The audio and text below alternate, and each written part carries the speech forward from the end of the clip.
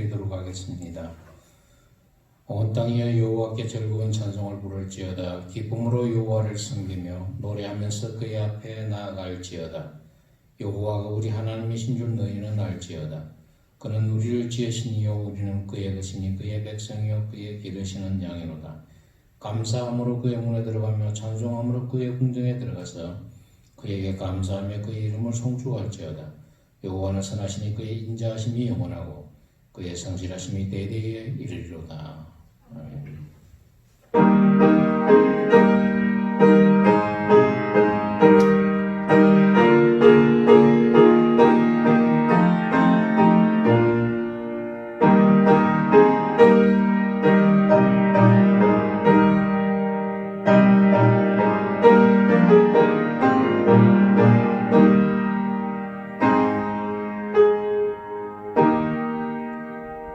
감사하신 주님, 오늘도 저희들이 주의 전에 나와 주님의 거룩하신 얼굴을 구합니다. 엎드린 저희들을 기억하시고 하늘 문을 열어주시며 하늘의 기쁨과 평강을 맛보는 귀한 시간 되게 도와주시옵소서. 예배가 시작되었으니 마치는 시간까지 성삼위 하나님께서 이 시간을 기억하여 주시고 온전히 영광을 거두어 주시옵소서. 예수님의 이름으로 기원하옵나이다. 아멘. 찬송가 22장 같이 부르겠습니다.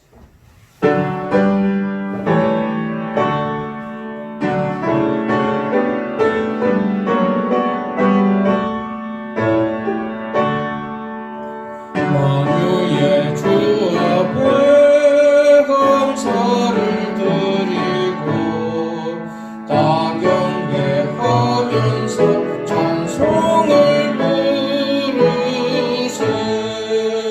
내 맘 열어 한 소리로 기뻐 주를 찬양하라. 영원한 그 나라 주 다스리시니 생명의 열쇠는 주님의 것이라. 내 맘 열어 한 소리로 기뻐 주를 찬양하라. 죄짐을 벗은 후 주 앞에 가리니 마음에 영원한 기쁨이 넘친다. 내 맘 열어 한 소리로 기뻐 주를 찬양하라. 찬송만 가지고 그날을 기리며 주 다시 오실 때 기쁘게 맞으리. 내 맘 열어 한 소리로 기뻐 주를 찬양하라.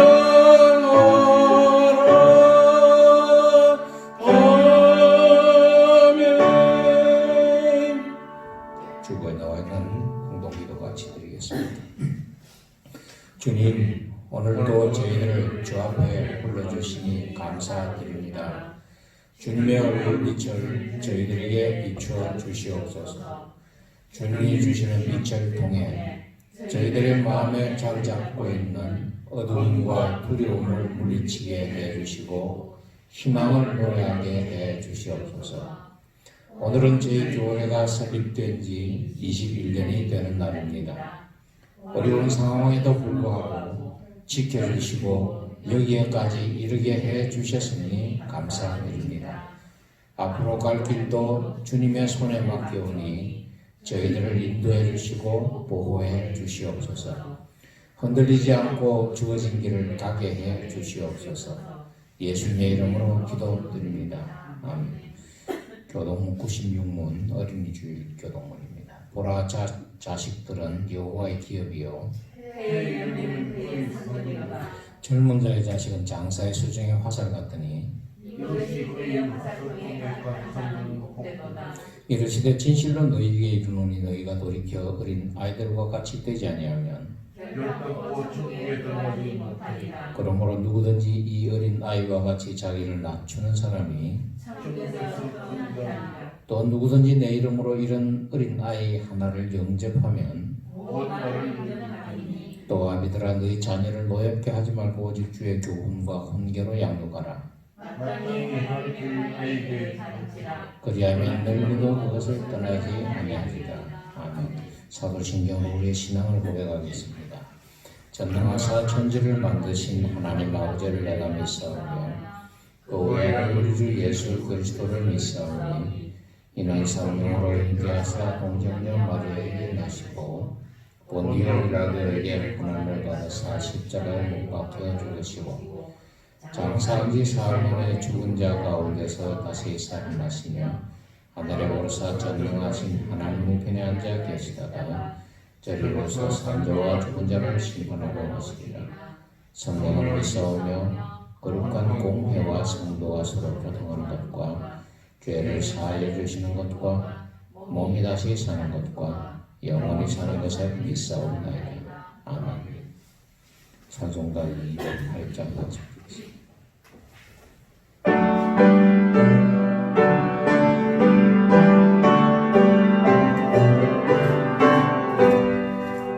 내 주의 나라와 주 대신 성전과 피 흘려 사신 교회를 늘 사랑합니다.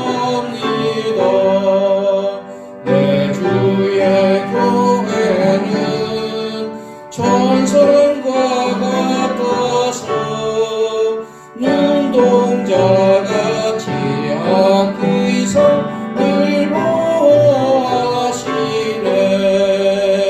이 교회 위하여 눈물과 기도로 내 생명 다하기까지 늘 봉사합니다.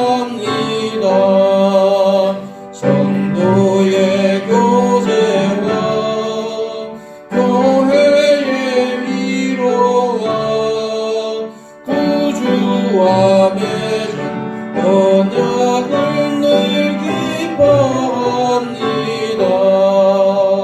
하늘의 영광과 베푸신 은혜가 진리와 함께 영원히 시온에 넘치네. 아멘. 지영대장님께서 우리 대표에서 기도 인도하신 다음 성서공독하고 교회 창립 선언 문답도 하겠습니다.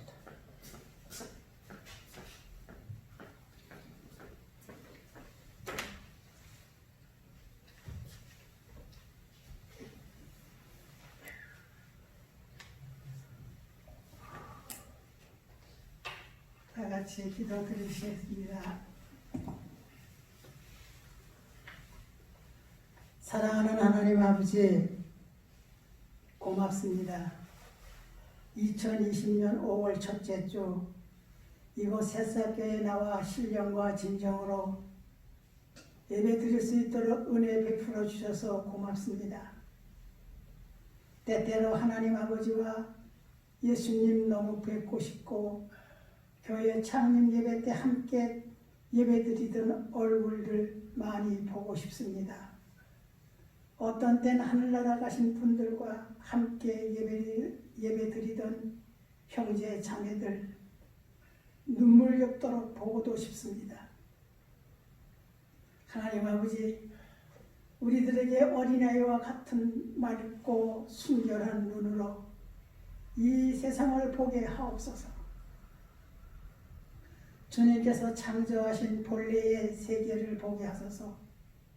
흔한 돌, 푸른 포기 들꽃 하나에서도 아름다움을 보고 느끼고 감탄하며 창조주 하나님 아버지의 사랑을 느낄 수 있게 하소서.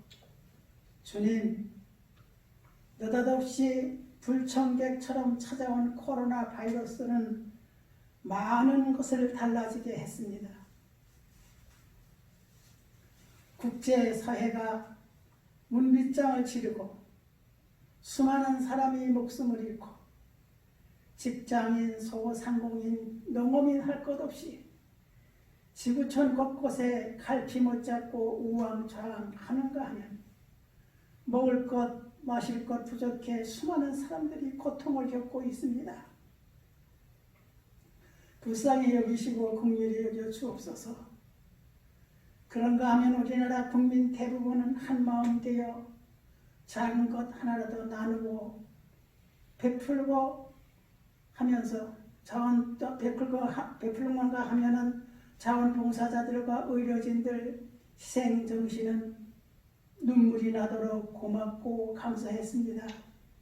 주님, 그런데 지금 일어나지 말아야 할 일이 일어나 마음이 아픕니다. 부주의로 인해 일어난 화재로 많은 산울이 죽고 살림이 훼손되고 최고 공직사회 고위층 부산시청에서는 더더욱 일어나서는 안 될 일이 일어나 화가 납니다. 또한 두렵습니다. 그리고 일부 교회에서 바이러스로 인한 사회적 거리 두기 무시한 채 현행 예외를 고수해 마음 아프고 슬픕니다. 우리들 일상의 모든 삶이 창조주 우리 하나님 아버지께 드리는 예배여 기도여 찬양이며 믿음인 것을 어느 특정 장소에서 예배드리는 것만이 예배라고 고집부리는 것이 마음 아프고 슬펐습니다. 우리 일상의 삶을 통해 주님께서 이 세상과 함께 하심을 세상이 알 수 있도록 우리를 주님 백성 되게 하소서. 그 무엇보다도 주님의 백성 된 것에 만족하고 욕심 부리지 말게 하옵소서. 주님의 빛을, 주님의 기쁨을, 주님의 감사를, 주님의 평화를 드러내는 우리 모두가 되게 하옵소서.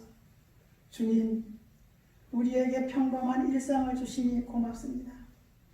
평범한 일상 속에 소소하고 작은 기쁨을 우리는 사랑하고 좋아합니다. 학생들 학교에서 공부하고, 상인은 가게에서, 직장인은 직장에서, 농민은 들에서 바다에서 일하는 순간순간이 모두 멋지고 아름답습니다. 우리가 주님만 의지할 때 주님께서는 우리가 상상하지도 못할 방식으로 우리가 누구인지 보여주시고 참된 우리 자신을 빚어내십니다. 모든 생명의 주인이신 창조주 하나님 아버지 고맙습니다. 주님, 지금은 무언가 변화가 필요할 때임을 알지만 어떻게 해야 할지 잘 모르겠습니다. 주님께서 주신 복을 어떻게 나누어야 할지 가르쳐 주십시오. 그리하여 일상을 풍요롭게 하시는 주님 나라를 맛보게 하옵소서. 21번째 생일을 맞는 새싹교회 공동체가 작게나마 이런 일에 나서서 일하게 하옵소서. 이 시간 주님 말씀 들고 당회에 서신 목사님, 성령님께서 함께해 주시길 빌면서 뵙고 싶고 사랑하고 고맙고 감사하신 우리 주 예수님 이름으로 기도드렸사옵나이다. 아멘.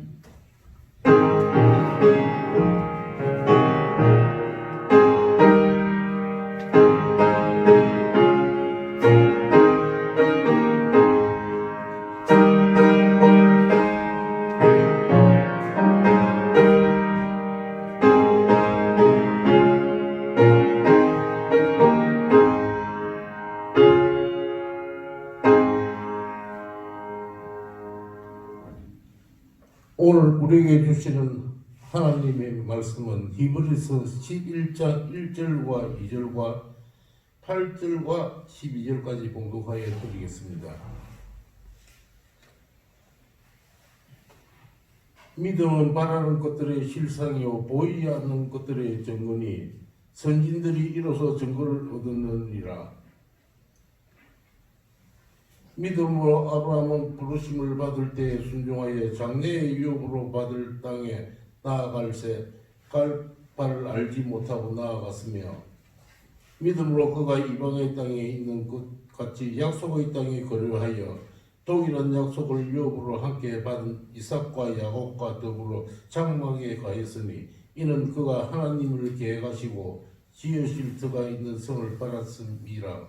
믿음으로 사라 자신도 나이가 많아 단산하여서 잉태할 수 있는 힘을 얻었으니 이는 약속하신 이를 미쁘신 줄 알았음이라. 그러므로 죽은 자와 같은 한 사람으로 말미암아 하늘의 허다한 별과 또 해변의 무수한 모래와 같이 많은 uk순이 생육하였느니라. 오늘 우리에게 주신 하나님의 말씀입니다. 아멘. 이제 창립 21주년이 되었는데 시작에서부터 저희 교회 창립 선언문이 있습니다. 창립 선언문 낭독을 하겠습니다. 새싹교회 창립 선언문 같이 읽겠습니다. 교회는 예수 그리스도의 몸이다. 또한 교회는 예수 그리스도를 구주로 고백하는 사람들이 모인 공동체이다. 주님의 몸이요 예수 그리스도를 구주로 고백하는 사람들이 모인 공동체로서 교회는 하나님으로부터 주어지는 힘을 얻어 세상의 빛과 소금이 되라는 주님의 명령과 땅 끝까지 이르러 내 증인이 되라는 주님의 명령을 충실히 이행하는 기관이 되어야 한다. 그러나 주님의 이런 명령에도 불구하고 현재 한국 교회는 개인주의와 집단 이기주의에 물들어가고 있으며 심지어 교회를 사유재산처럼 여기는 일부 몰지각한 교회 지도자들이 판을 치고 있는 실정이다. 1995년 5월 2일 창립된 새싹교회는 현재 한국교회가 여러가지 면에서 복음의 본질에 어긋나 있다는 점을 직시하고 교회의 교회다움을 회복하는 데 최선을 다하는 기관이 되고자 한다. 더 나아가 교회는 개혁되어야 한다는 개혁자들의 말에 따라 새싹교회는 비복음적이고 신앙의 비본질적인 요소를 제거하는 일에 앞장서며 주님을 주인으로 삼고 항상 개혁되어지는 교회가 되어 주님의 선교 사역을 충실히 감당하고자 한다. 주님을 주인으로 삼고 항상 개혁되어지는 교회가 되기를 원하는 새싹교회는 앞으로 다음과 같은 원칙 속에서 움직여 나갈 것을 선언하는 바이다. 1. 예배. 새싹교회의 예배는 하나님께 영광 돌려드리는 것에 최고의 목적을 두며 개혁주의 예배 전통을 충실히 따른다. 새싹교회의 교인들은 예배를 통해 하나님의 전능하심과 무소부재하심을 고백하고 경험한다. 더 나아가 우리는 우리 삶의 주인이신 예수 그리스도가 우리를 주관하시고 인도해 주시며 우리의 죄를 용서해 주시는 유일하신 분이심을 예배를 통해 경험한다. 무엇보다 새싹교회의 예배는 우리를 얽어매는 여러 가지 일들로부터 성부와 성자와 성령의 능력을 통해 자유와 해방을 경험하는 데 그 목적을 둔다. 2. 교육. 우리는 교회가 기독교의 전통과 사고방식 그리고 생활방식을 배우는 배움의 집이요 배움의 공동체임을 고백한다. 전통적으로 한국 기독교회의 교육은 세상 속에서 그리스도인됨의 교육을 목적을 두기보다는 교인됨의 그 목적을 두었다.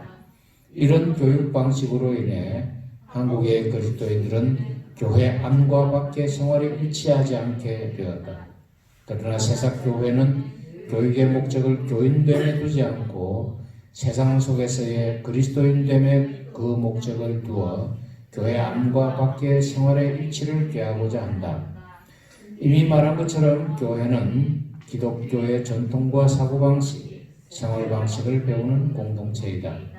따라서 새싹교회의 교육은 우리의 신앙유산을 서로 나누며 후대에 전달하고 동시에 성서에 근거하여 세상을 바라보는 기독교적인 안목을 제공하는 데 그 근본적인 목적을 두고자 한다. 새싹교회는 다음에 두 가지 방향에서 교육을 실시합니다. 1. 복음화 교육. 새싹교회는 선조들로부터 전해온 신앙 유산을 서로 나누고 또 후세에 전하기 위해 복음화 교육을 실시한다. 복음화 교육은 예배와 기도, 찬양, 성서 연구, 수련회 등의 시간을 복음화 교육의 현장이라 여기고 열심히 참석한다. 2. 인간화와 해방교육. 과학기술은 발달했지만 현대인들은 과거 어느 때보다 소외감을 느끼고 부자유를 경험하고 있다. 따라서 새싹교회는 현재 인류의 미래를 위협하고 있는 환경 문제, 전쟁, 기근, 폭력, 노동, 인권, 성과 인종차별, 가정폭력, 알코올이나 마약 중독 등과 같이 사람다움을 상실하게 만드는 모든 방면을 교육과정에 포함시킨다. 3. 봉사. 세상은 하나님의 사랑의 대상이다. 새싹교회는 한국교회와 교인들이 세상에 대해 가지고 있는 이원론적인 태도를 버리고 세상을 하나님의 선교 터전으로 보아 교회 봉사를 교회 안에만 한정시키지 않고 이웃을 섬기는 데까지 확대하고자 한다. 새싹교회와 교인들은 이웃을 섬기는 것이 곧 하나님을 섬기는 것임을 자각하고 이웃을 열심히 섬기며 이웃과 더불어 사는 교회와 교인들이 되고자 한다. 4. 선교. 새싹교회는 선교를 하나님의 나라와 의를 이 땅에 오게 하는 방법으로 여기고 최선을 다해 국내외 선교를 한다. 국내 선교는 교회 분립을 원칙으로 하며 농어촌교회의 지원을 위해 예산을 할당한다. 국외 선교는 현지인으로 하여금 현지인을 선교하게 하는 것을 원칙으로 한다. 5. 친교. 하나님의 집으로서 교회는 서로의 아픔과 슬픔, 기쁨과 고난을 함께 나누는 친교의 공동체이어야 한다. 이런 점에서 성도의 교제는 교회 생활과 신앙생활의 기본이다. 새싹교회와 교인들은 교우들끼리 뿐만 아니라 이웃과의 친교에 노력을 기울인다. 우리 교회와 교인들은 개인주의와 집단 이기주의 태도를 버리고 우리의 도움을 요청하는 모든 손길들에 대해 최대한 응답하고자 노력한다. 또한 친교를 통해 성도끼리의 일치, 이웃과의 일치를 위해 노력한다. 그리스도의 몸, 세상의 빛과 소금, 하나님 선교의 정인으로서 새싹교회가 나아가야 할 방향을 위와 같이 정한다. 우리는 우리 교회가 하나님 중심, 성경 중심, 교회 중심이 되어 움직여 나가기를 원하며 이 원칙과 신앙 양심에 어긋나는 것은 어떤 형태일지라도 배격한다. 2001년 5월 2일 새싹교회 교인 일동. 찬송가 하나 부릅시다. 찬송가 211장 1절하고 강주 마지막 절입니다.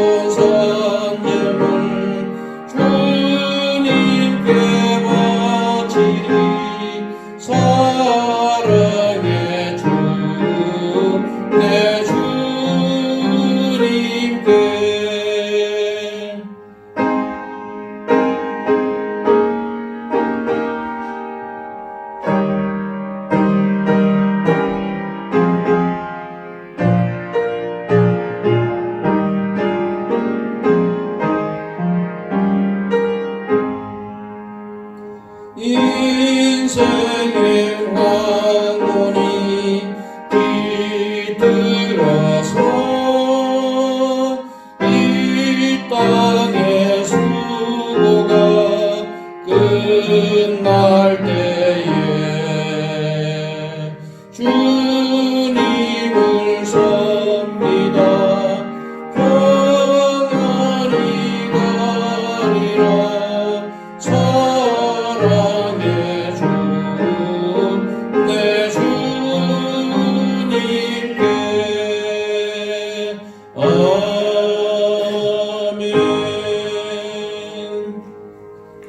기도하겠습니다. 감사하신 주님, 이제 또 부족한 종이 주님의 거룩하신 말씀을 들고 섰습니다. 말씀을 준비하여 태어날 부족한 종에게 성령의 두루마기를 입혀주시며 준비한 말씀 온전히 잘 깨어날 수 있도록 도와주시고 말씀을 전하는 사람과 듣는 사람이 성령 가운데 피자의 은혜를 나누는 귀한 시간 되게 도와주시옵소서. 예수님 이름으로 기도드립니다. 아멘. 신앙인들이 사용하는 단어 중에 믿음이라는 단어처럼 이렇게 자주 사용되는 단어가 별로 없습니다. 근데 자주 사용하지만 이 믿음이라는 단어가 참 애매합니다. 나름대로 사람들은 믿음이라는 단어를 해석해서 사용하고는 합니다. 흔히 우리가 이 믿음이 좋다 그럴 때는 뭐 교단에서 정한 교리를 믿고 따라가는 것, 뭐 예를 들어서 뭐 창조론, 하나님의 창조론, 또 인간, 뭐 타락론, 구원론 이런 교리를 충실히 믿고 따라가는 것도 믿음이 좋은 것이라고 할 수 있겠죠. 그 다음에 또 믿음이 좋다는 것은 뭐 어떤 철학책이나 신념이나 사상을 따라가는 것도 일종의 믿음이라고 할 수 있을 것입니다. 그리고 미국을 중심으로 한 노만 빈센트 필 박사가 주장을 했죠. 적극적인 사고방식, I can do it 하면서 나는 뭐든지 할 수 있다 뭐 하는 이런 어떤 적극적인 사고방식도 믿음이 될 수 있고요. 또 한 가지 믿음은 희망적인 신념을 믿음이라고 할 수도 있습니다. 예를 들어서 운동선수 중에 운동을 하다가 다쳐서 하체 마비가 된 사람이 있어요. 이 사람 평생 회복하지 못했는데 자기는 회복하리라는 믿음을 가지고 계속 기도하고 재활 운동을 했습니다. 근데 회복된 건 아닙니다. 그러니까 이게 일어섰으면 좋겠다, 걸었으면 좋겠다는 희망적인 신념, 역시 이것도 믿음이라고 할 수 있겠습니다. 어쨌든요, 이 믿음이라는 것은 참 다양하게 나타납니다. 이런 것 이외에 너무 지나치게 믿는 걸 우리는 뭐라 그러냐면 광신이라 그러죠. 광신이라 그러고 잘못 믿는 것 이걸 오신이라 그럽니다. 오신. 그리고 또 상식과 맞지 않고 엉뚱한 걸 예를 들어 구점이나 국 같은 걸 믿고 따라가는 걸 갖다가 미신이라 그러죠. 참 믿음의 종류가 참 많습니다. 오늘은 우리 교회가 창립된 지 21년이 되는 날입니다. 그동안 참 여러 차례 위기가 있었지만 그때마다 하나님의 은혜로 넘기고 여기까지 오게 됐습니다. 어떤 때는 답답했고 어떤 때는 참 분했고 그냥 어떤 때는 한숨이 나왔고 눈물을 흘릴 때도 있었습니다. 이 기간 동안 저는 제 자신을 스스로 유폐시켰다고 생각을 합니다. 동기에도 좀처럼 안 나가고요. 또 시찰이나 노회 일도 극히 최소한으로 의무만 다했습니다. 이제는 시찰장까지 했으니까 노회에서도 평신도 위원장까지 했으니까 이제는 더 이상 할 게 없어요. 그건 아주 그냥 극히 최소한의 의무만 다한 겁니다. 사람 만나는 일도 자제했습니다. 찾아오는 사람은 만났지만은 제가 찾아가서 만나지는 않았습니다. 20년 이상 개척교회 목회자로서 정도에서 벗어나지 않기 위해서 몸부림을 쳤습니다만은 아직도 미흡하기 거지없다는 생각이 가끔씩 듭니다. 이 기간 동안 저는 정말 믿음의 길이 무엇인지 하나님이 저희 교회에 대해서 그리고 제 자신에 대해서 뭘 원하시는지 깊이 생각하고 나름대로 조심스럽게 답을 추구해 왔다고 할 수 있습니다. 아직 완성된 답을 찾은 것은 아닙니다. 그러나 이제는 옛날처럼 혈기에 넘쳐서 실수는 하지 않겠다는 선을 너무 넘지는 않겠다는 이런 생각은 좀 듭니다. 물론 가끔씩 흔들리기도 하겠죠.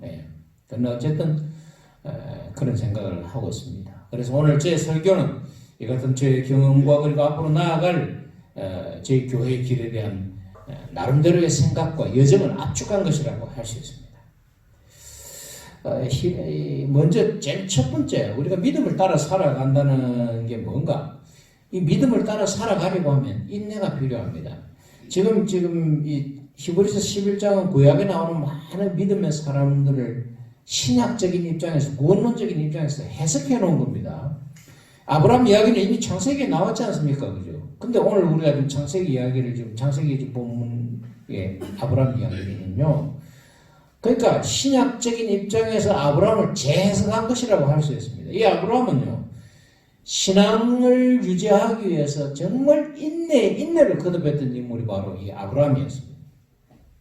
오늘 11장 1절 말씀을 보니까요.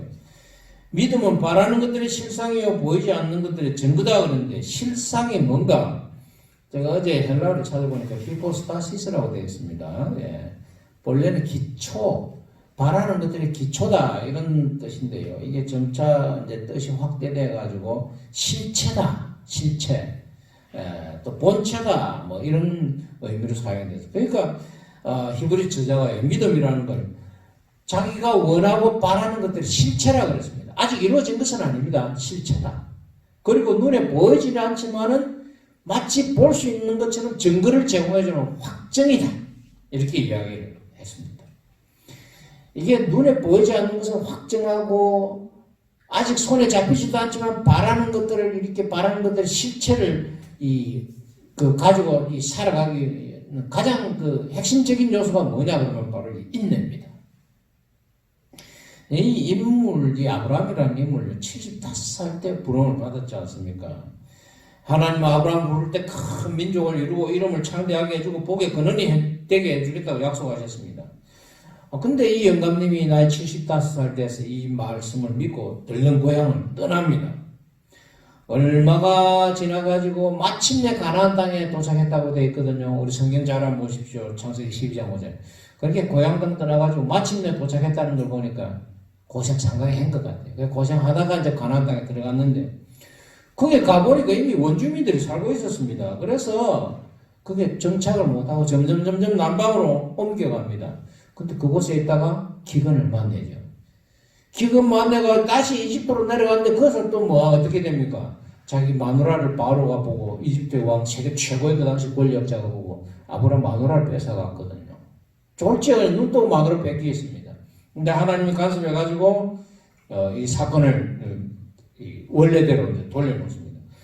그래서 이집트에서 다시 나와가지고 가나안 땅으로 다시 올라옵니다. 예. 참 자식이 없어서 고민하다가 95살에 하나님한테 자식이 있을 것이라고 이제 이야기를 듣고 100살 때 얻었거든요. 그리고 이삭이 한 100, 이제 20살쯤 됐을 때 나무찜을 지고 올라갈 정도가 됐을 때, 그죠? 이거 아브라함 나이 한 120살쯤 됐을 때. 예, 또 갑자기 하나님 또 바치라 그럽니다. 예, 참. 그리고 나서 아브라함 이삭 바치고 나서 그 뒤에 이제 이 120살, 175살에 죽었는데 그 뒤에 55년 생애는 좀 편했던 것 같아요. 한 50년 이상 생애는 좀 편했던 것 같아요. 자, 이게 이제 우리가 아브라함 생애에서 이걸 봐야 되는 겁니다. 제가 믿음을 따라 살아가려고 하면 인내가 필요하다고 말씀을 드렸습니다. 말이 하나님의 부름을 받고 100년 동안 하나님의 부름을 받고 따라 살았다는 것이 짧은 시간 아닙니다. 이거 지금. 그리고 아브라함은 여러 번 하나님의 부름을 받고 결단해야 했었던 일이 있었습니다.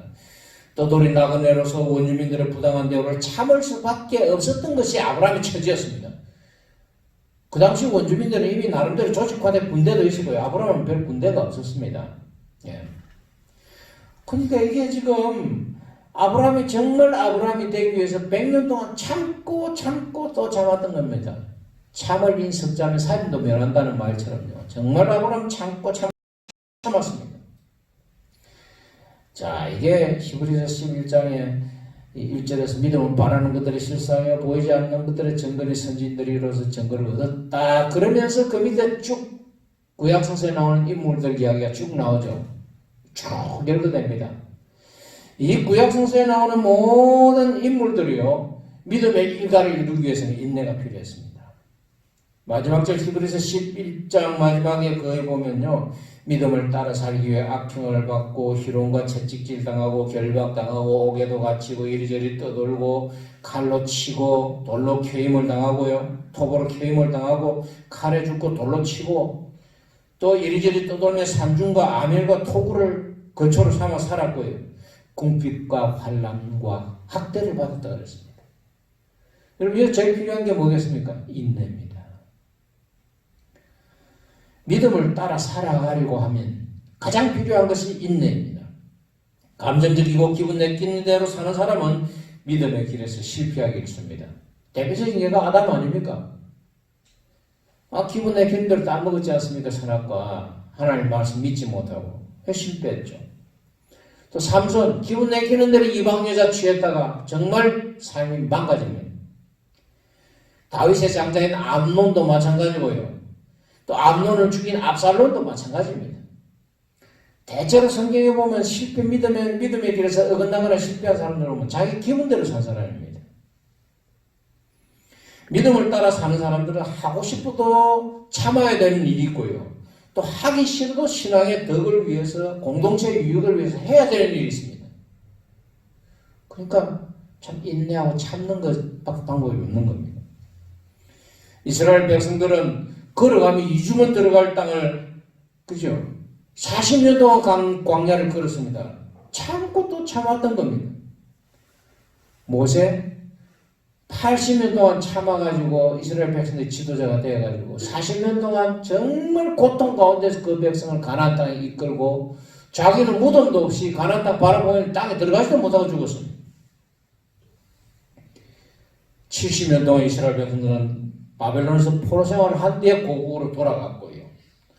예수님은 공생의 생활 3년을 위해서 30년 동안 이 땅에서 고된 노동을 하셔야 했습니다. 하나님의 백성들은 하나님이 역사하실 때를 기다리고 기다렸습니다. 때로는 실망하고 답답했지만 인내를 가지고 기다렸습니다.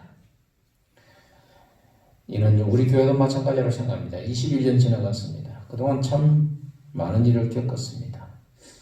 그럼에도 불구하고 저희 교회는 없어지지 않고 지금 저희들은 여기에 모여서 소수의 무리지만 모여서 예배를 드리고 있습니다. 어떤 때는 재미가 없어요. 우리 교회의 특징 중에 하나가 재미가 없다는 겁니다. 재미가 없고 어떤 때는 좀 미래가 없어 보이고 깝깝해요.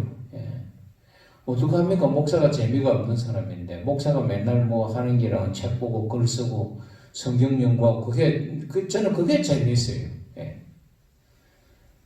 어쨌든 여기까지 왔습니다. 어려운 가운데서 하나님이 정하신 때를 참고 기다리며 믿음의 길을 함께 가는 우리 모든 교우들이 될 수 있기를 바랍니다. 두 번째, 믿음을 따라 살아가려는 사람들은요, 하나님이 주시는 증거가 필요하고 이걸 알아볼 수 있는 눈이 필요합니다. 자, 증거가 없으면 죄가 없습니다. 여러분 미국 이 수사 드라마 중에 CSI라는 게 있어요. 거기 보면 정말 눈에는 안 보여요. 근데 그 CSI 수사관들이 돋보기를 들이대고 DNA를 찾아내고 실오라기 하나 가지고 또 단서를 찾아내고 막 추측을 하고 이럽니다. 증거가 없으면 죄가 성립이 안 되니까요. 이게 믿음에서도 마찬가지입니다. 하나님은 증거를 보여주십니다. 우리가 신앙생활 하는 동안에 증거를 보여주시는데 눈이 밝은 사람이 이걸 알아봅니다. 근데 믿음의 눈이 어두운 사람은 이걸 알아차리지를 못합니다. 지금 아브라함의 생애도 마찬가지입니다. 고향을 떠난 뒤에 지금 175살에 아브라함의 하나님 품에 안기는데 고향을 떠난 뒤 100년 동안 하나님 아브라함을 인도해 주셨는데 정말 여러 가지 증거를 보여주셨어요. 아브라함 생애 자체가 하나님과 더불어 함께하는 생애였습니다. 아내를 바로한테 뺏겼을 때나 아비멜렉한테 뺏겼을 때도 하나님은 원래대로 회복시켜 주시거든요. 또 롯이 먼저 좋은 땅을 조카 롯이 먼저 좋은 땅 차지하고 떠나가지 않습니까? 떠나가고 나서 하나님 아브라함 불러가 동서남북 사방 다 봐라 그런 땅을 보여줍니다. 그러니까 이게 보통 사람 같았으면 하나님 저 나쁜 놈 저 조카가 그냥 좋은 거 돈 다 들고 가고 나는 그 쭉대기만 남았으면 가겠는데 아브라함은 그게 아니었습니다. 하나님이 하늘의 별을 봐라. 내가 네 후손을 저 하늘의 별처럼 내가 많게 해주겠다.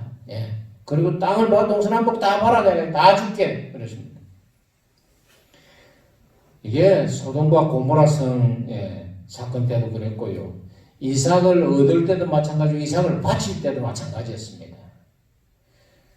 이삭 바칠 때 특히 더 그랬죠. 뭐 이삭이 물어봅니다. 아버지 이 나무단은 있는데 번제할 양은 어디 있습니까? 그러니까 아브라함이 뭐라 그럽니까? 하나님 친히 준비하실 것이라 그랬죠. 아니나 다를까 양이 숯불에 걸려 있었어요. 양이 숯불에 걸려 있었으면 울기라도 소리라도 할 텐데 그걸 왜 몰랐을까 그죠? 예. 끝까지 하나님이 아브라함을 시험하신 거죠. 이게 하나님의 약속을 보면서요 자그마한 증거라도요 아브라함은 믿고 기다렸습니다. 사실 하나님이 하늘의 별과 같이 바다의 모래같이 자손 많게 해주겠다 그러지만 아브라함 죽을 때까지요 자손이 없었어요. 이삭밖에 더 있었습니까? 안 그렇습니까? 그 무슨 하늘의 별처럼 바다의 모래처럼 자손이 많습니까? 그런데도 아브라함 믿었습니다.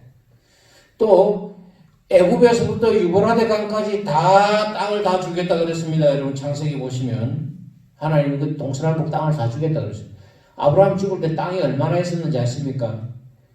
자기 마누라 묻었던 사람 묻었던 막벨라 굴하고 그 부근에는 조그마한 숲밖에 없었습니다. 여러분. 이게 무슨 애굽에서부터 유브라데까지 큰 넓고 동서남북 땅입니까? 말도 아니죠. 현실과 이 하나님의 약속 사이의 괴리가 너무 컸습니다. 거리가 컸지만은 아브라함은요 하나님 보여주신 그 작은 증거를 보고 봐라 자손 하나밖에 없지만은 앞으로 주신다는 겁니다. 나는 증거를 받았다는 겁니다. 땅 막벨라고 그거밖에 없지만은 나는 하나님의 증거를 믿고 하나님 주실 약속을 확신한다는 겁니다. 그래서 히브리서 저자는요 이런 아브라함의 믿음을 두고 바라는 것들의 실상이고 보이지 않는 것들의 증거라고 이야기했던 겁니다. 아주 작은 증거인데 이 작은 증거들은 아브라함의 믿음을 지탱시켜주는 확실한 도구가 되었습니다. 사실 개척을 한 데부터 지금까지 저희 교회도 저는 마찬가지였습니다. 저는 여러분들에게 여태까지 헌금하라 이야기 한 번도 안 했습니다. 교회 형편이 절박해가지고 문을 닫아야 하나 말아야 되나 고민할 때도 마찬가지였습니다. 아마 앞으로도 이원지 언제는 변함이 없을 겁니다. 만약 재정이 모자라서 교회 문을 닫아야 한다면요 교회를 시작한 게 하나님 뜻이 아니겠죠. 안 그렇겠습니까 여러분? 또 목회자가 저는 이런 생각이 있습니다. 목회자가 사심없이 목회를 하면요 하나님은 그의 몸인 교회를 유지시켜 주신다고 저는 생각을 합니다. 광야에서 양식으로 인해 이스라엘 백성들이 걱정할 때 하나님께서 어떻게 공급해 주셨습니까? 하늘 양식을 비같이 내렸다고 그럽니다. 만나와 메추라기 그죠? 근데 만나와 메추라기를 많이 주셨습니까? 먹고 살 만큼만 딱 주셨습니다. 하루 먹을 거 딱 하루만 주셨어요. 그리고 금요일 날에는 그 다음날 안식일 먹을 것까지만 딱 주셨고요. 많이 그다 나니까 썩어다 냄새나고 없어졌지 않습니까? 제가 교회를 시작하고 지금 21년째인데 21년 동안요 우리가 은행에서 빌린 돈도 있었고 이자도 갚아야 됐는데 정말 매달 돌아오는 그 이자 내는 시간이요 참 처음에 힘듭니다. 근데 이자와 원금을 우리 장로님 잘 아시지 않습니까? 그죠? 하루도 지체 없이 하루도 연체하는 것 없이 갚아냈습니다. 정말 몇 차례 위기가 있었죠. 물론 그 뒤에는 장로님도 온 교우들도 희생을 했습니다. 넉넉하지 않아도 하나님의 교회를 운영해 나갈 수 있는 물질을 보내주셨고 사람을 보내주셨고 우리 교회 사람 온 거 우리 교회 헌금 들어온 거 생각하면요 정말 기적 중에 기적입니다. 제가 후배들한테 헌금을 하라 그럽니까? 돈을 보내라 그럽니까? 돈이 좀 모자란다 싶으면요 누가 어떻게 알았는지 하여튼 기가 막히게 돈을 적 100만 원씩 200만 원씩 그냥 그거 또 넘어가는 겁니다. 이렇게 넉넉하지 않아도 하나님은 우리 교회가요 욕심 안 부리면 지탱될 만큼의 물질을 항상 보내주셨습니다. 이번에 코로나 나고도 그랬습니다. 걱정이 안 됩니까? 걱정이 되죠. 근데요 서울에 제가 옛날 청년 시절에 가르쳤던 청년이요 목사님 그 아빠가 사업을 하다가 망해가지고 지금 있는데 아빠 친구가 이 생활비 보태 쓰라고 돈을 보내주고 거기서 11조를 떼서 보내주더라고요. 한 번은 50만 원을 보내주고 한 번은 30만 원을 보내주고 그만 해도 100만 원 안 됩니까? 시찰해서 30만 원 보내주대요. 그거는 우리 돈 20만 원 보내갔어. 전남 화순에 더 가난한 그 교회 제가 보내버렸습니다. 노회에서 30만 원을 또 보내줬어요. 또 며칠 전에는 또 제가 가르친 저랑 같이 목회를 했던 그 목사님 한 분이 와가지고 또 목사님 뭐 이거 마음대로 쓰십시오 하면 또 돈 100만 원 주기로 그 달랑 교회다가 저 통장에다 잡아 넣어버렸습니다. 그래요. 걱정할 필요가 없습니다. 이제는 저는 교회 돈 없다 걱정 안 해요. 예. 난 한 번 두 번이 아니고 여태까지 20몇 년 동안 이런 일이 한 번 두 번이 아니고 매번 겪어왔으니까요. 하나님이 필요한 것을 공급해 주십니다. 저는 이런 믿음이 있기 때문에 교회 재정에 아무리 없어도 신경 쓰지 않습니다. 그리고 여러분들에게 헌금하라는 이야기 안 합니다. 이 교인들 출석 문제도 저는 크게 강요를 안 합니다. 왜? 신앙생활은 누가 시킨다고 하는 게 아니거든요. 내 마음이 내게서 하나님 앞에 내가 스스로 하는 겁니다. 본인 마음이 딱 하나님 앞에 바로 서서 신앙을 일으켜야지 누가 뭐 옆에서 찌른다고 신앙생활 합니까? 어린애입니까? 목회자가 할 수 있는 일은요. 뒤에서 묵묵히 지켜보고 기도해 주는 겁니다. 저는 여러분들 위해 매일 기도합니다. 어떤 사람은요, 참, 목사님 참, 무심하다 할 수도 있을 겁니다. 뭐, 교회 나와도 뭐, 전화를 하나, 또 어디서 뭘 하는지, 뭐, 내가 뭐 하는지 아나, 그 참 답답할 거예요. 근데요, 사실은 그래요. 정말 속이 타는 거는 목사지 여러분들이 아니라고 저는 생각합니다. 여러분들 교회 안 오고 여러분들이 빠지면 교회가 없어지는데요. 교회는 목사의 터전인데 교회 없이 목사가 있습니까? 네. 무관심한 것이 아니고요. 여러분들이 잘해주기를 여러분들을 믿고 기다리는 겁니다. 네. 지금 재개발하는 문제도 저는 마찬가지로 생각합니다. 인위적인 방법보다는요. 정말 하나님의 손길을 기다리는 겁니다. 현대교회의 가장 큰 문제가 뭔가? 목회자들이 자꾸 인위적으로 교회를 비튼다는 겁니다. 뭐 경영학적인 방법을 동원하고 온갖 인간적인 방법을 동원해가지고요. 교회를 끌어갑니다. 근데요. 그 결과 뭡니까? 미국 교회가 이제 저렇게 된 겁니다. 예. 그 안에는 인간적인 방법만 있지 성령의 역사라는 게 없어요. 지금 미국 목회자들이 그것 때문에 좀 고민을 하고 있는 겁니다. 교회가요. 각종 볼거리, 놀거리를 제공해주는 사교 집단으로 변질을 해버렸어요. 참 아주 위험한 거죠. 사람들의 마음에 들기 위해서 교회가 발버둥을 치고 있는 게 아닙니다. 교회가 해야 될 일은 하나님의 마음에 들기 위해서 애를 써야 되는 거지 사람 마음에 들려고 애쓸 필요가 없어요. 사람 마음에 들려고 애를 쓰면 쓸수록 교회는 사람들로부터 멀어집니다. 사람들은 교회로부터 멀어져요. 사람들이 교회 나오는 이유가 뭡니까? 삶의 본질에 대한 답을 찾기 위한 것 아닙니까? 삶의 기술은 밖에 나가서 얼마든지 배울 수 있습니다.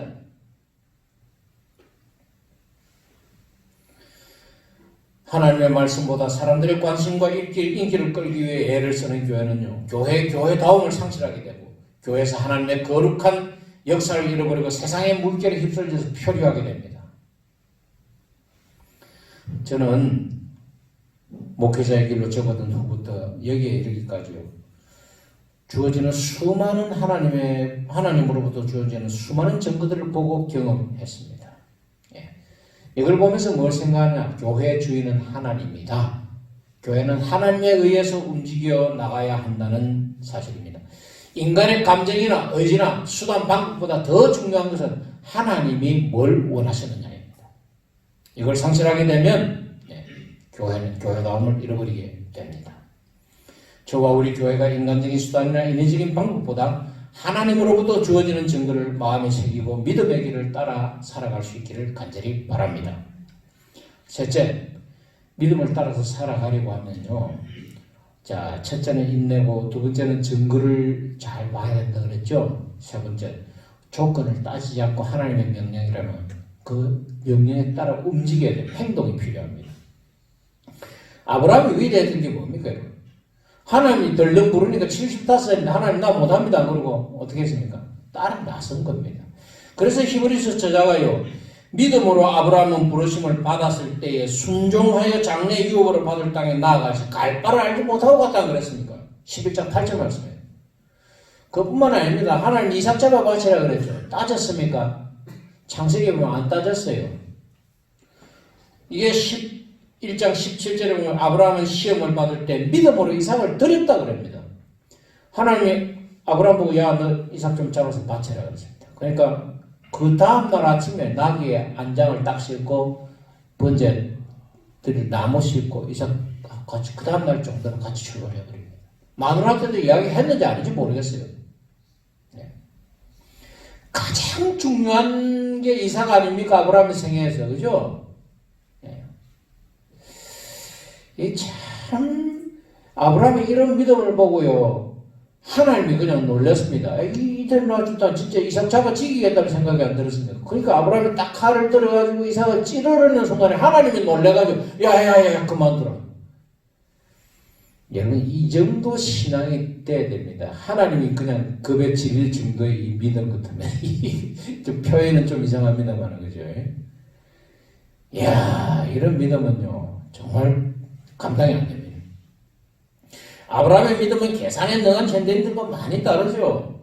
현대인들이 일어날 때 조건을 참 많이 따집니다. 그러나 아브라함은 하나님께 조건을 내걸지 않았습니다. 자기 삶에서 가장 중요한 것을 바치면서도 별일 아닌 것처럼 이렇게 덤덤히 자기 길을 갔습니다. 어떻게 이럴 수 있을까요? 자기 삶에서 가장 중요한 것을 바치면서도 마땅히 해야 할 일을 하는 것처럼 여겼단 말입니다. 이게 바로 하나님을 따라가는 믿음입니다. 이런 아브라함의 태도가 하나님을 감동시켰고 마침내 하나님으로부터 인정을 받게 된 겁니다.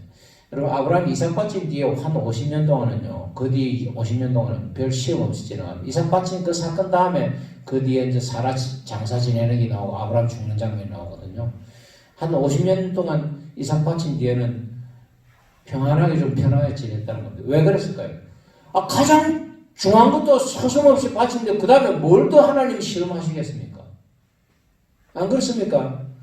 가장 중요한 것마저도 아낌없이 바치겠다는데 그 다음에는 뭐 시집 그 뒤에 뭐 2차 2순위 3순위 되는 거 바치라 그러면 그냥 갖고 와서 가겠죠.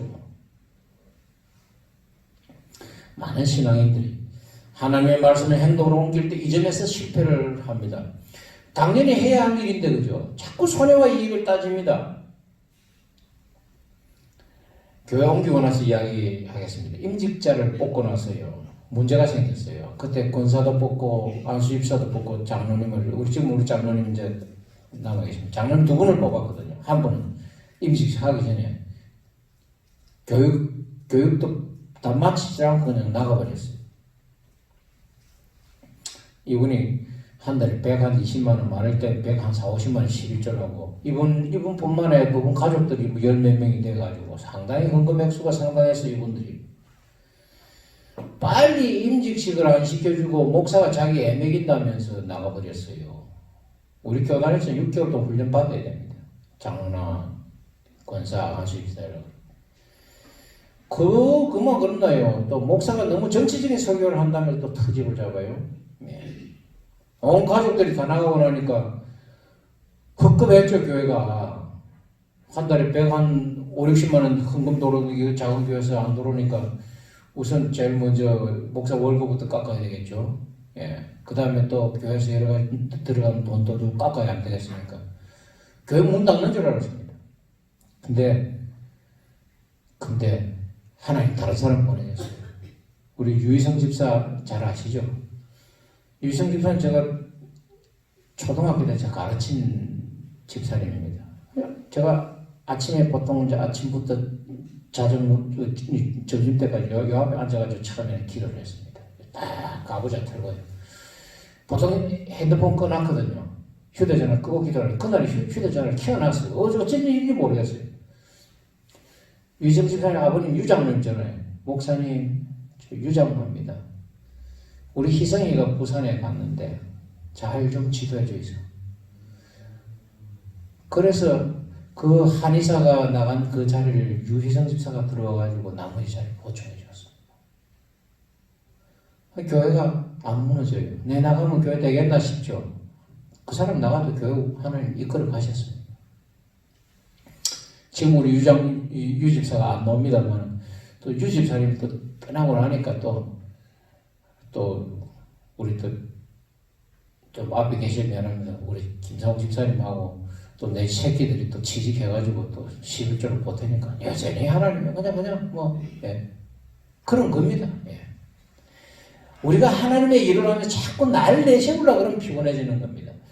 일을 내가 마땅히 해야 될 일이라 생각하고 나를 안 내세우면 하나님이 몇 배로 갚아줘요. 공짜 점심이 어디 있습니까? 특히 하나님 일인데. 하나님 절대 공짜로 일 안 시킵니다. 내가 없다고 하나님 일이 중단된다. 이건 내 오만이죠. 예. 내가 없어도 하나님 일은 계속됩니다. n분의 1입니다. 요 n분방이 요즘 문제가 되고 있는데 나는 하나님의 일을 하는 여러 사람 중에 한 사람이에요. 내가 전부가 아닙니다. 이게 착각하면 큰 곤란이 생깁니다. 하나님 말씀 이해할 때는요. 아무 조건 내세울 필요가 없어요. 하나님 하라 그러면 이해하면 됩니다. 딱 보고 내가 부족한 데가 없나? 내가 어디 가서 서 있으면 되겠네. 그죠? 그런 거 아닙니까? 부부 사이도 그렇고 내 부족한 부분을 항상 옆에서 메꿔주고 그죠? 교회 부족한 부분을 항상 메꿔주는 그게 정말 믿음이고 행동이죠. 믿음 있는 행동 아니겠습니까? 다른 사람하고 비교할 필요가 없습니다. 나 이거 하는데 너무 저 양반은 왜 안 해? 이건 교만한 생각이죠. 그분이 하든지 말든지 난 내일 하면 되는 겁니다. 교회에서.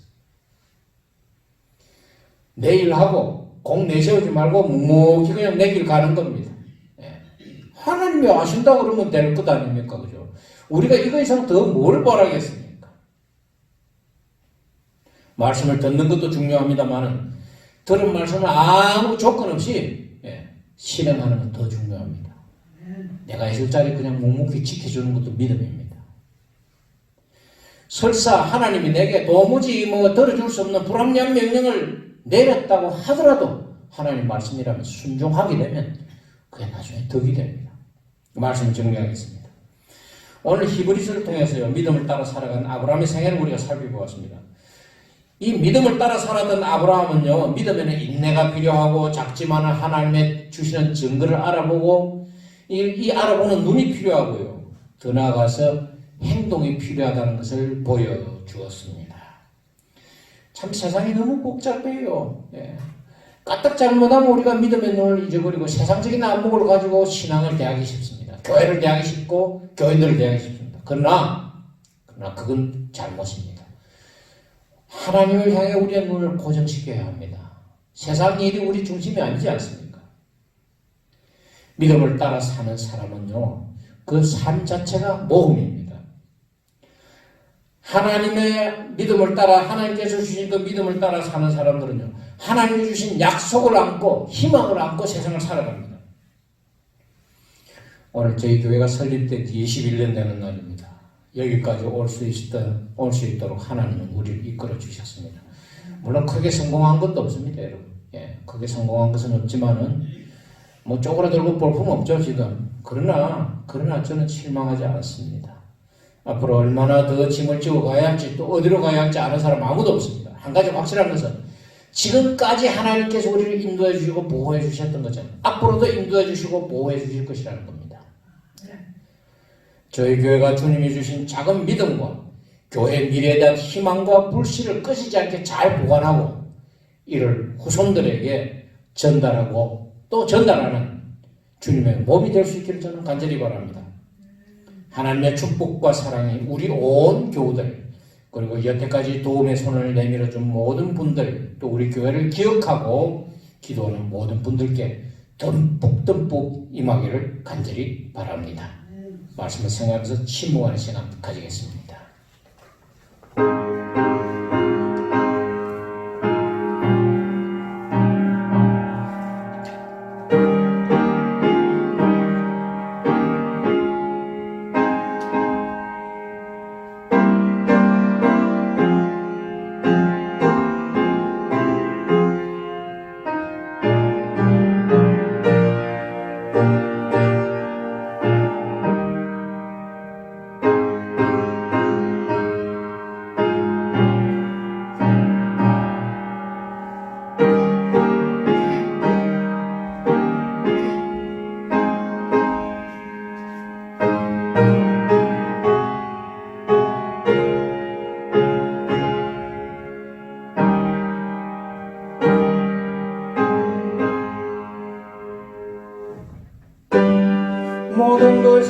하나님께로부터 왔으니 이의 물을 주께 바치나이다.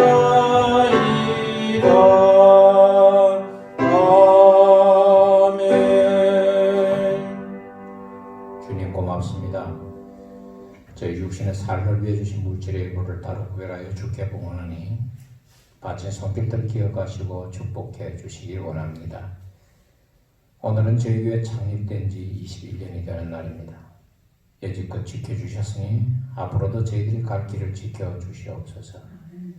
이 험하고 어두운 세상 가운데서 초라하고 보잘것없지만 저희들이 들고 있는 이 믿음의 불씨를 꺼뜨리지 않게 도와주시고 성령께서 저희들의 마음에 함께 해주시기를 원합니다. 우리의 믿음이 우리의 당대에서 끝날 것이 아니라 우리의 후대에까지 이어지고 정말 이 교회가 어두운 세상 속에서 작은 믿음의 불씨를 들 수 있는 귀하고 아름다운 공동체가 되게 도와주시옵소서. 예수님의 이름으로 기도드립니다. 아멘.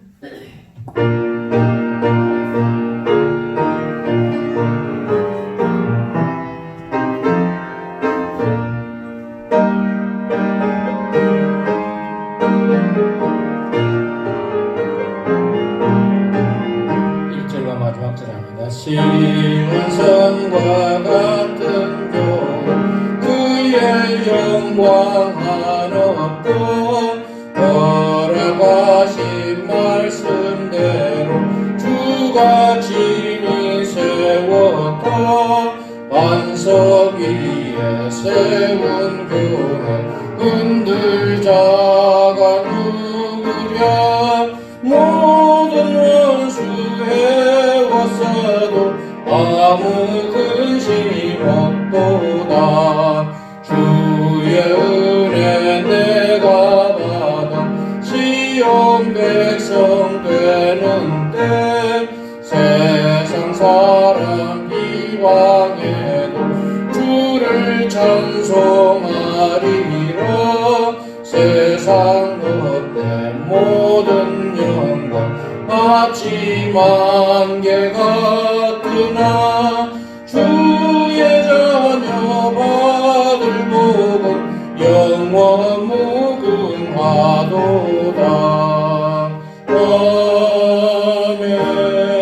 아멘.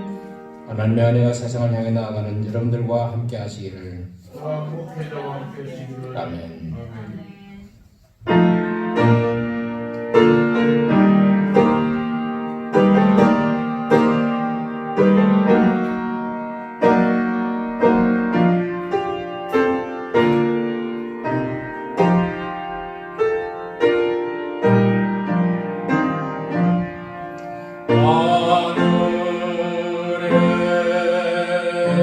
계신 아버지 이름 거룩하사 주님 나라 임하시고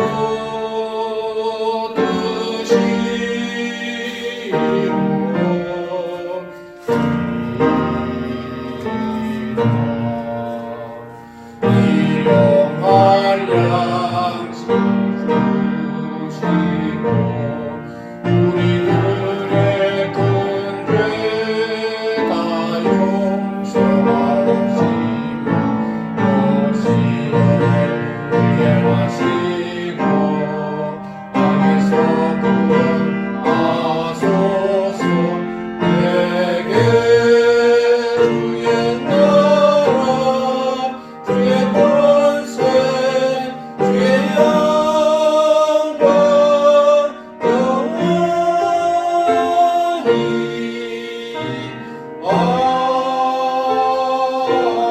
아멘. 주 예수 그리스도의 영광 하나님 아버지의 무한하신 사랑과 성령의 가호와 감동 요동하시니 이 자리에 참석한 사랑하는 우리 교우들과 이들의 가정과 이들이 손으로 발로 수고하는 사업터, 우리 세상 교회 공동체, 분단의 고통에서 허덕이는 이 민족 공동체, 지상에서 주의 재림을 사모하고 기다리는 모든 피조물들의 머리 위에 이제로부터 영원까지 함께 하시기를 간절히 축원하옵나이다. 아멘.